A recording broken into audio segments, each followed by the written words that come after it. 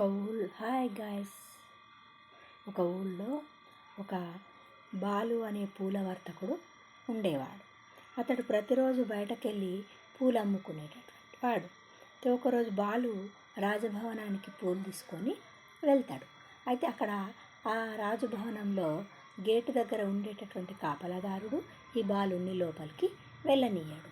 అయితే నేను రాజుకు పూలు తెచ్చాను, నన్ను ఎందుకు ఆపుతున్నావు, లోపలికి ఎందుకు పోనిస్తలేవు అని అడిగితే, నువ్వు పూలు తీసుకొని పోతే రాజు నీకు చాలా ధనం ఇస్తాడు, అయితే నాకేం లాభం అని అంటాడు. నాకేం లాభం అని అంటే, రాజు నీకు ఇచ్చినటువంటి బహుమానంలో నాకు సగం ఇస్తే నేను లోపలికి పోనిస్తా అంటాడు. అంటే సరే ఇస్తా అని ఒప్పుకుంటాడు బాలుడు. పోనిస్తాడు లోపలికి పోయిన తర్వాత ఆ రాజు ఆ బాలుడు తెచ్చినటువంటి పూలను చూసి చాలా సంతోషపడతాడు.